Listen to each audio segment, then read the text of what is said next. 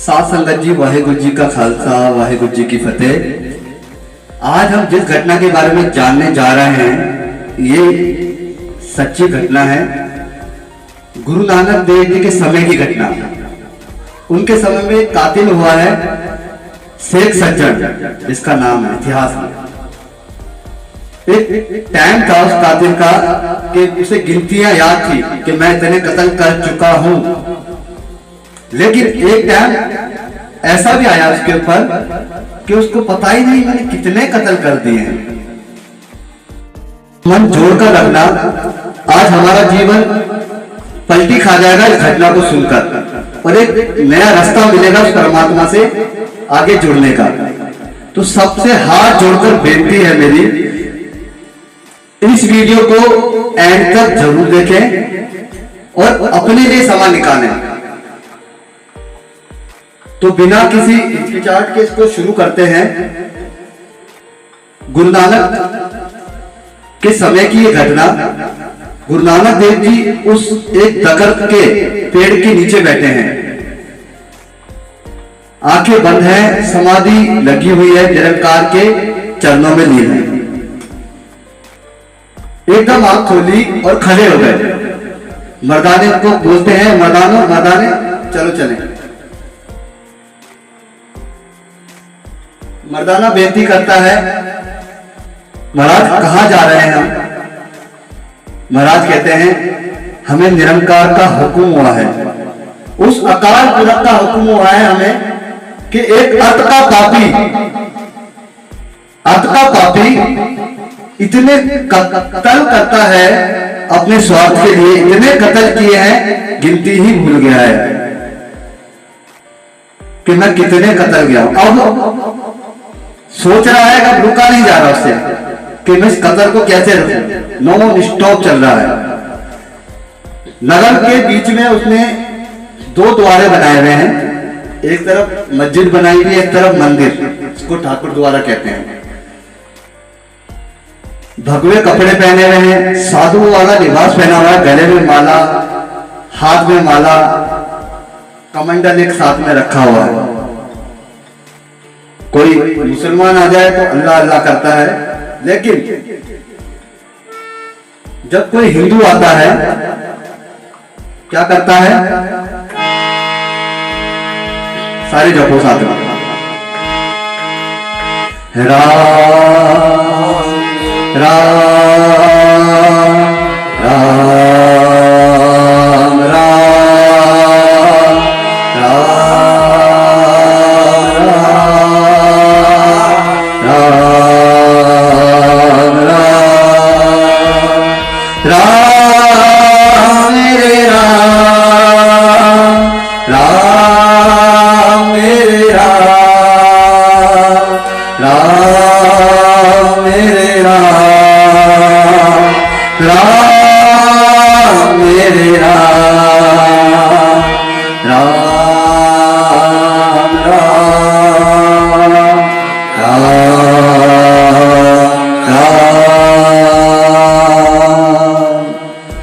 राम राम करता है।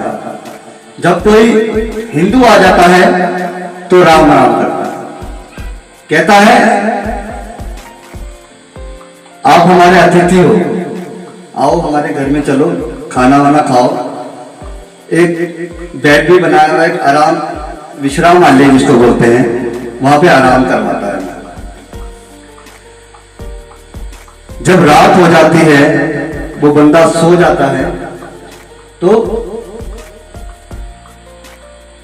उसको तकिए से मुंह दबाकर मार देता है, और उसके पास जो भी कुछ होता है सारा कुछ अपने पास रख लेता है।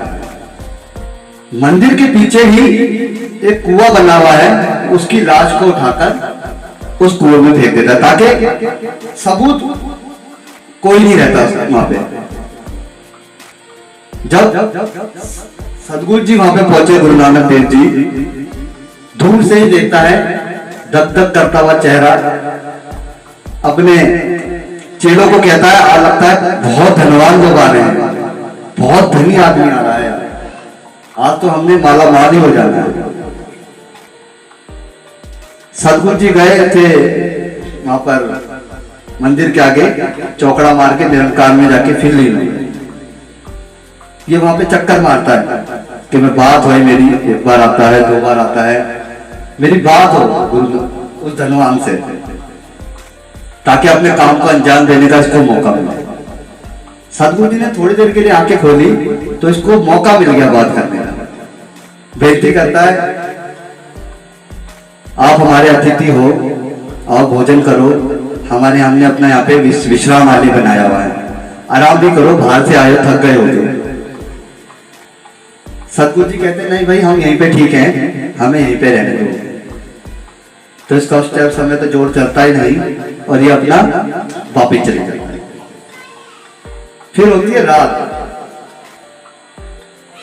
जब रात होती है फिर आता है चक्कर मार। तो मर्दाने को, भाई बालाजी को सब कुछ पहले बताया होता है। जब रात होती है तो फिर आता, बेनती करता है, कहता है आओ, सुबह के थके हुए हो, आप यहाँ पे बैठे हो, आराम करो, बिस्तरा तैयार है, लंगर पानी खाना वाना खाओ। तू कहता है तो चलो अंदर चलते हैं, लेकिन हम जल पानी नहीं छकेंगे, हम लंगर पानी नहीं खाएंगे। महाराज अंदर जाते हैं, उधर बिस्तरा विश्राम आलय में लगाया होता है। बोलता है महाराज से, गुरु नानक देव जी से कहता है कि बिस्तरा रेडी है, तैयार है, आप जाके आराम करो थोड़ा सा। महाराज कहते हैं भाई अभी तो हम उस अकाल पुरख की उस्तत करेंगे, क्योंकि उस अकाल पुरख ने रात सोने के लिए नहीं बनाई है। रात सोने के लिए, ये खाली सिखों के धर्म की बात नहीं है। हिंदुओं के धर्म में, इस सिखों के धर्म में अमृत वेला कहा जाता है, और हिंदुओं के टाइम पे ब्रह्म वेला, मुसलमानों के समय पर अजान का समय, और क्रिश्चियन के टाइम पर एम्बस पीरियड। गुरु नानक देव जी कहते हैं भाई हम तो उस अकाल पुरख की उस्तत करेंगे, तू भी इधर बैठकर सुन।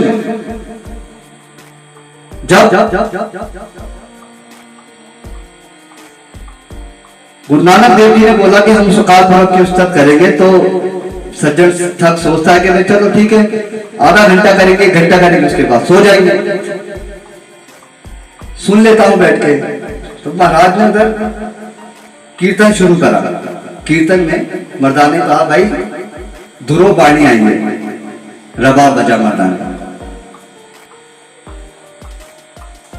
गुरु नानक देव जी कमाल की इधर बात है। जब गुरु नानक देव जी कीर्तन करते थे तो सारे जानवर, पक्षी, पशु एक साथ बैठ जाते थे, भोजन और शिकारी साथ में बैठ के कीर्तन सुनते थे महाराज का। इतना असर होता था उस समय पर। कोई तबला नहीं, कोई साज नहीं, सिर्फ रबाब और महाराज कीर्तन करते थे। लेकिन जब गुरु नानक देव जी ने दर पे सज्जन के ऊपर मर्दाने को कहा भाई बाणी आइए, धुरो बाणी आइए, रबाब बजा। सज्जन वहीं पे बैठा हुआ है। क्या बाणी उच्चारण करी महाराज ने? सज्जन से माल में चल दे चलंत, जिथे देखा मंगिए, हाँ तिथे खड़े दिसन। जब वाणी का उच्चारण, शब्द बहुत लंबा है, जब इतना वाणी का महाराज ने उच्चारण किया, सज्जन ठग अत का पापी, जिसपे कभी कोई गुनाह का असर नहीं हुआ, कभी भी मारने से पहले सोचता भी नहीं था, अपने स्वार्थ में जी रहा था, आज उस पर अपने कभी गुनाह का असर नहीं हुआ, आज उस पर वाणी का असर एकदम कम, कभी कांपने लग गया। कांपते कांपते पूरी पिक्चर उसके सामने आंखों के आगे चलने लगी। क्या देखता है आंखों के आगे? उसके दिमाग में चल पड़ता सारा कुछ। जिसको मारा उनकी माओ की बददुआ बदअसीस, सारे चीख रहे हैं, रो रहे हैं, हमारा बच्चा, हाय हमारा बच्चा कहां गया, हाय हमारा बच्चा कहां गया, सारे बददुआ दे रहे हैं। किसको? जिसने मारा है,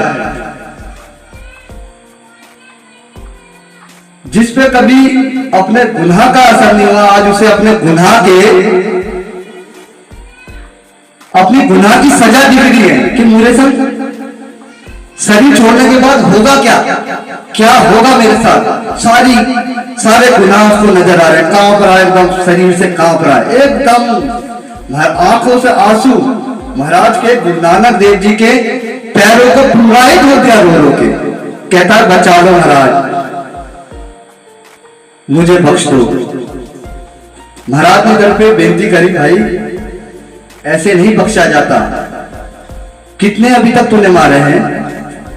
महाराज को बताता है कि एक समय था जब मुझे याद था कि इतने बंदे मैं मार चुका हूं, अब तो मैं गिनती ही भूल गया हूं कि मैंने कितने अनगिनत बंदे मारे हैं मैंने। रो रो के चिल्ला रहा है क्योंकि सजा दिखी ना उसे, उन माँ बाप की, जितने किसी की बहन, किसी सारी बदुआ, सारे रोते हुए उसको नजर आया। कहता है मैं गिनती भूल गया हूं महाराज, मुझे बचा। गुरु नानक देव जी कहते हैं भाई, दो शर्त पे उस अकाल पुरख की दरगाह पे बंदे माफ किए जाते हैं। दो शर्त, अगर तू मानता है तो तुझे बताते हैं, अगर तू मानता है और नहीं तो फिर सजा तो तूने सारी देख ही ली है। महाराज के चरण धो धो के आंसुओं से कहता मैं वो सारी बात मानूंगा, मुझे बख्श दो। महाराज पहली बात बोलते हैं, जितना भी तूने मारकर अभी तक धन इकट्ठा किया है,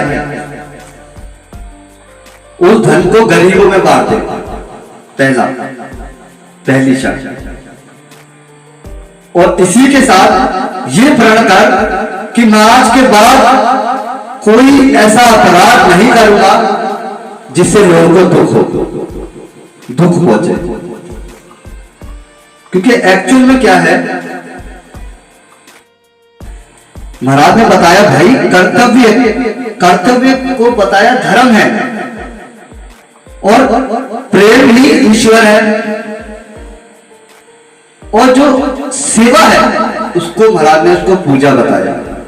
और सत्य बोलना, सत्य की राह पे चलना, जो हम सिमरन भजन कर रहे हैं उसको कायम रखना, उसको संभालना, उसको महाराज ने बोला है भक्ति। पहली शर्त क्या बोली थी? महाराज ने बोला जितना भी तूने पाप का धन इकट्ठा किया है, इतना तक हो गया था। जो कोठी बनाई भी थी ना, एक एक ईंट तोड़वा दी थी उसकी, एक एक ईंट छापे में सी कोठी बनी हुई थी, सारी पूरा घर गिला के सारा दान कर दिया था उसने। दूसरा, आज के बाद वो गुनाह नहीं करेगा, ना ठगी मारेगा, ना चोरी करेगा, ना सिर्फ मेहनत की खाएगा, हक सच की कमाई खाएगा। दूसरा, साथ संगत जी वहां पे उसको मूल मंत्र दिया, मूल मंत्र सज्जन ठग, सच्चे सज्जन ठग को मूल मंत्र। इसका अमृत वेले पे तुझे जाप करना है, हर वेले एक ओंकार सतनाम करता पुरख निर्भव निर्भय अकाल मूरत अजूनी सैभम गुरु प्रसाद। बस इतनी महाराज ने उसके आगे बेनती करी। और वो सज्जन ठग से जो कभी कातिल हुआ करता, क्योंकि महाराज ने संसार में आके सिर्फ तारा, हमारे जैसे होंगे तो सीधा मार देंगे। गुरु नानक देव जी ने उसके अवगुण में देखे, कहीं ना कहीं इसकी पुकार होगी कि अब गुनाह रुक नहीं रहे हैं, महाराज तू ही मेहर कर। उसकी पुकार परवान हुई, निरंकार का हुक्म हुआ, गुरु नानक देव जी ने उसको तारा। तो ये सज्जन ठग की हकीकत थी जो कि प्रमाणित है। दो शर्तें गुरु नानक देव जी ने जो बताई थी सज्जन ठग को, वो दो अपने जीवन में लागू करी। ये दो शर्तें मानकर उसका सारा जीवन ही पलटी खा गया था। सज्जन ठग एक कातिल से सोच के देखो, वो सज्जन ठग से सज्जन संत बन गया, सज्जन संत।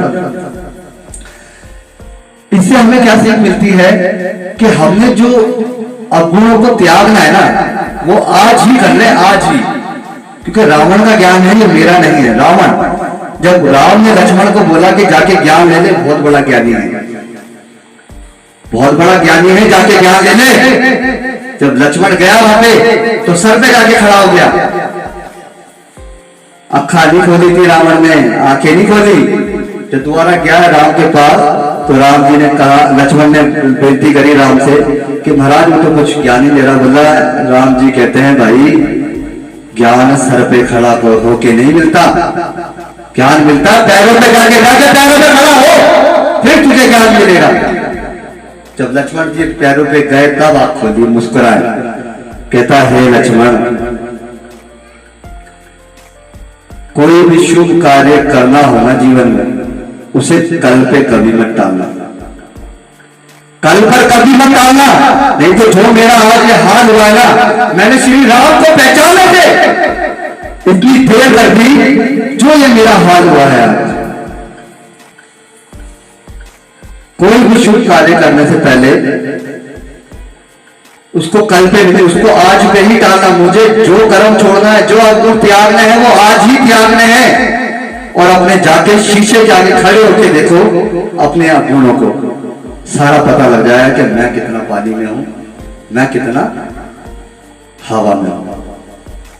तो आज के लिए इतना ही है कि वैसे रावण के 3 वचन थे, लेकिन मैं चलो उसको अगली घटना पे हम करेंगे।